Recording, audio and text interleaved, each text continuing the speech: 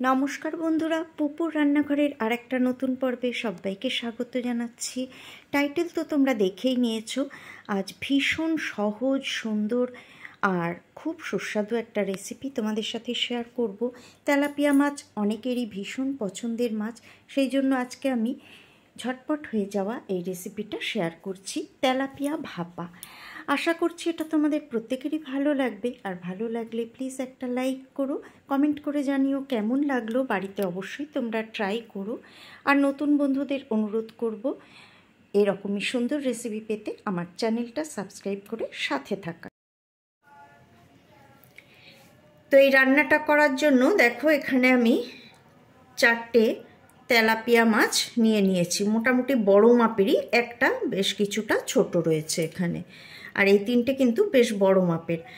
আর আমি দেখো মাছগুলোর দেখো গাগুলো চিড়ে নিয়েছি, 2 পিঠই কিন্তু আমি চিড়ে নিয়েছি এইভাবে, যাতে ভেতরে ভালো করে নুন মশলা সব ঢুকে যায়। তো এখন যেটা করব, আমি এটাতে নুন হলুদ মাখাবো। হলুদ কিন্তু খুব সামান্য দেব, বেশি দেব না।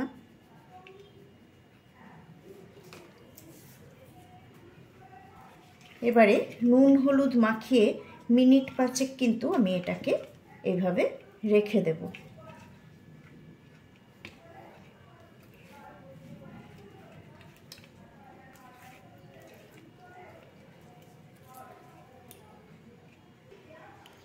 এবারে আমি মশলাটা করে নেব। তো তার জন্য মিক্সির ছোট জারটা নিয়েছি, আর এর মধ্যে আমি দিয়ে দেব সাদা সর্ষে।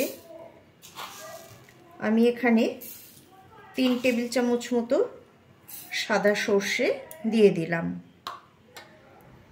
সর্ষেটাকে আমি এই অবস্থাতেই আগে একটু শুকনো অবস্থাতে একটু গুঁড়ো করে নেব।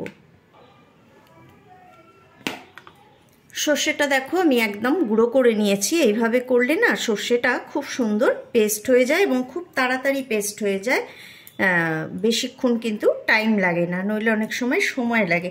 তো এবার আমি এর মধ্যে দেখো এই লঙ্কাগুলো দেব। তো 3টে কাঁচা লঙ্কা নিয়েছি, কাঁচা পাকা লঙ্কা, পাকা এই লাল লঙ্কাগুলো আমি শুধু নিয়েছি যাতে রঙটা একটু ভালো হয়। তোমরা ইচ্ছা করলে একদম সবুজ লঙ্কাও নিতে পারো, তবে এটা দিলে রঙটা একটু ভালো হবে। এটা দিয়ে দিলাম। আর এর মধ্যে আমি দিয়ে দেব 1 টেবিল চামচ টক দই।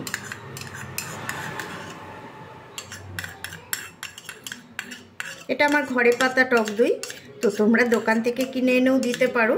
আমি ঘরে যেহেতু দই পাতি, সেই জন্য এটাই আমি দিলাম।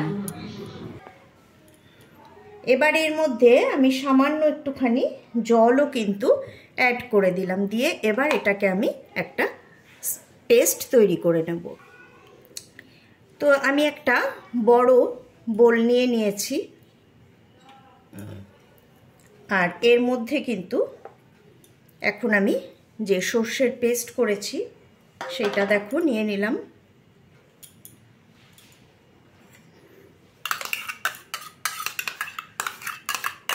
এটা ভীষণ ঝটপট হয়ে যাওয়া একটা রান্না, আর খুব সুস্বাদু। মানে যখন হাতে সময় থাকে না, তাড়াহুড়ো বা শরীর খারাপও থাকে আমাদের, সব সময় তো ইচ্ছা করে না, কিন্তু করতেই হবে, তখন কিন্তু এইভাবে রান্নাগুলো করে নেওয়া যায়, খুব সহজে হয়ে যায়। আর আমি চেষ্টা করি যে কোনো রান্নাই খুব তাড়াতাড়ি সহজে হবে, অথচ সেটা সুস্বাদু হবে, কারণ সুস্বাদু না হলে তো খাওয়াও যাবে না। ঝামেলাহীন রান্নাই কিন্তু আমি পছন্দ করি, বা আজকাল কিন্তু সবাই সেটাই পছন্দ করে, যেহেতু প্রত্যেকেরই ঘরে বাইরে সব রকম কাজ থাকে। তো এখন আমি এর মধ্যে নুন হলুদ মাখিয়ে রাখা মাছগুলো দিয়ে দেব।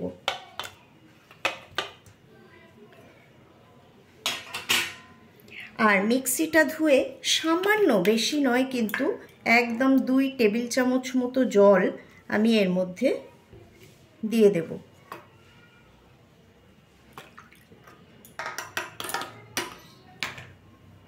দেখো মিক্সিটা ধুয়ে ভালো করে ধুয়ে নিচ্ছি, যাতে মশলা একটু এখানে নষ্ট না হয়। করে এই জলটুকু কিন্তু আমি এর মধ্যে দিয়ে দিলাম, খুবই সামান্য 2 টেবিল চামচ মতো, বেশি জল কিন্তু দেওয়া চলবে না। এবার আমি এর মধ্যে দেব নুন হলুদ।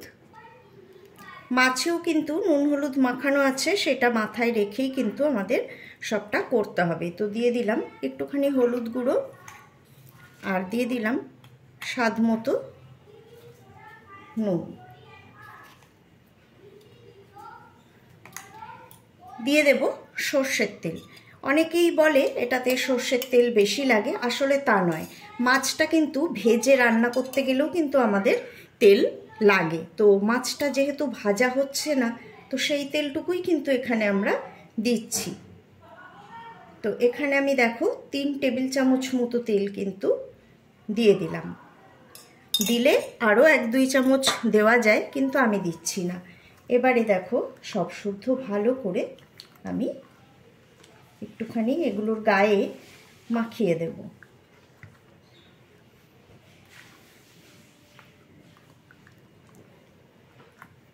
দেখতেই পাচ্ছ মাখিয়ে দিলাম ভালো করে। এবার চলে যাব আমরা গ্যাসের কাছে। এবারে গ্যাসে আমি একটা কড়াই বসিয়ে দিয়েছি, আর গ্যাসের ফ্লেমটা কিন্তু প্রথম থেকেই আমি লো করে রেখেছি। এবারে এর মধ্যে এই যে মাছ আমি মশলা দিয়ে মাখিয়ে রেখেছিলাম, সেই মাছগুলো কড়াইয়ে দিয়ে দিলাম, আর বাটির থেকে একদম ভালো করে পুরো মশলাটা এর মধ্যে দিয়ে দিলাম। তো পুরো মশলাটা দেওয়ার পর হাত দিয়ে মাছগুলোকে একটুখানি পাশাপাশি ভালো করে বসিয়ে দিলাম। তারপর এর মধ্যে দিয়ে দিলাম একটা কাঁচা লঙ্কা। আমি একটা দিয়েছি, তোমরা তোমাদের স্বাদ মতো দেবে, কারণ আমার ঘরে শুধু আমি খাবো, সেই জন্য আমি একটা কাঁচা লঙ্কাই এর মধ্যে দিলাম। এবার এটাকে ঢাকা দিয়ে লো ফ্লেমে 2 মিনিট রান্না করার পর আমি ঢাকাটাকে কিন্তু আবারও তুলে নেব। তুলে নেওয়ার পর খুন্তি দিয়ে খুব আলতো করে খুব সাবধানে মাছগুলোকে আমি একবার উল্টে দিচ্ছি, কারণ ওই পিঠটা হয়ে গেছে ভালোভাবে, এবারে এই পিঠটা হতে হবে। আর এই কাজটা খুব খুব সাবধানেই কিন্তু করতে হবে। তো মাছগুলো আর একবার ভালো করে উল্টে দেওয়ার পর আমি কিন্তু এটাকে আবার ঢাকা দিয়ে দেব। মাছগুলো দেখো, দেখতেই পাচ্ছ এই জলটা একটু দিয়েছিলাম বলে একটু নাড়াচাড়া করছি, একটু জল দিতেই হবে, নইলে কড়াইয়ে ধরে যাবে। এবার এটাকে আমি আবারও ঢাকা দিয়ে দিলাম। ফিরে এলাম আরও 5 মিনিট পর, ঢাকাটা তুলে নিলাম। এবারে দেখে নেব সেদ্ধ হয়েছে কি না। তো একটুখানি খুন্তি এভাবে, ভীষণ নরম তুলতুলে একদম সফট হয়ে সেদ্ধ হয়ে গেছে এটা। তো এখন আমি এর মধ্যে আরেকটু সর্ষের তেল ছড়িয়ে দেব, 1 চামচ মতো কাঁচা সর্ষের তেল ছড়িয়ে দিলাম। দিয়ে কিন্তু আমি গ্যাসটা অফ করে আবারও এটাকে ঢাকা দিয়ে রেখে দেব। রান্না কিন্তু একদম কমপ্লিট। আমি ঢাকা দিয়ে গ্যাসটাকে এবার অফ করে দিলাম। তারপর আমি পরিবেশন করে দেখিয়ে দিচ্ছি। বন্ধুরা, রেসিপিটা কেমন লাগলো আমাকে অবশ্যই কমেন্ট করে জানিও। আজকে এই পর্যন্তই। সবাই ভালো থেকো, সুস্থ থেকো, সাথে থেকো।